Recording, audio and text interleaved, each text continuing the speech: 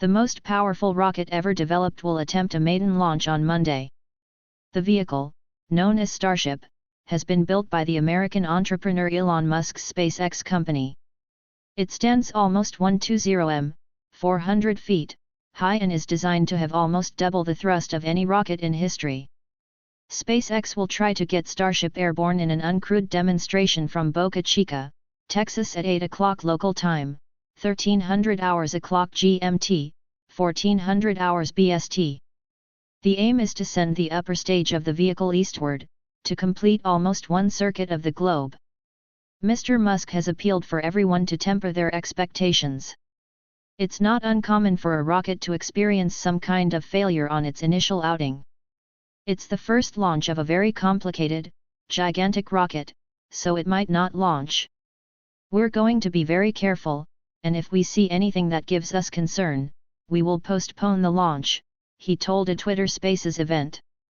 If we do launch, I would consider anything that does not result in the destruction of the launch pad itself to be a win. SpaceX will try to get Starship. It's anticipated thousands of spectators will try to reach coastal locations on the Gulf of Mexico to witness the event. Elon Musk is hoping to completely upend the rocket business with Starship. It's designed to be fully and rapidly reusable. He envisages flying people and satellites to orbit multiple times a day in the same way a jet airliner might crisscross the Atlantic. Indeed, he believes the vehicle could usher in an era of interplanetary travel for ordinary humans. The top segment of Starship has been tested previously on short hops, but this will be the first time it will go up with its lower stage. This mammoth booster, called simply Super Heavy, was fired while clamped to its launch mount in February. However, the engines on that occasion were throttled back to half their capability. If, as promised, SpaceX goes for 90% thrust on Monday, the stage should deliver something close to 70 meganewtons. This is equivalent to the force needed to propel almost 100 Concorde supersonic airliners at takeoff.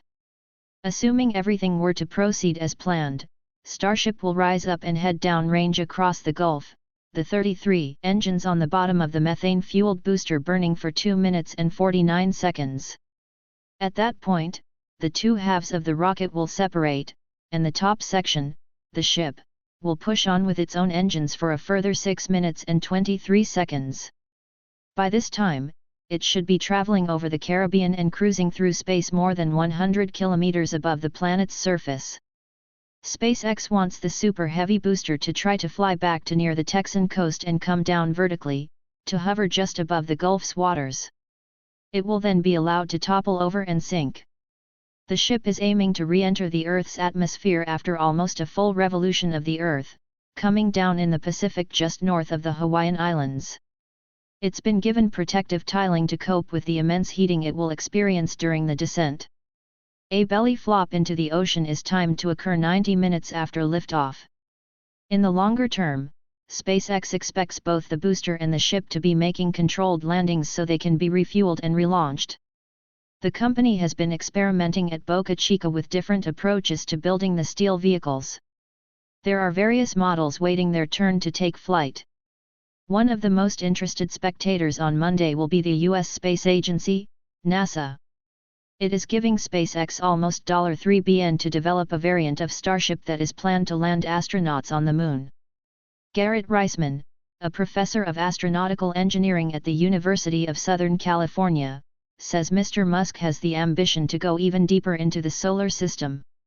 He sees Starship as potentially another giant paradigm shift, an incredible increase in capability, the capability to truly bring people on large scale to Mars, the SpaceX advisor and former astronaut told BBC News. There's a lot of potential benefit, but there's also a lot of potential risk because this is very difficult. Nobody's built a rocket anywhere near this big, twice as big as the next nearest thing. Artwork, Starship at Mars.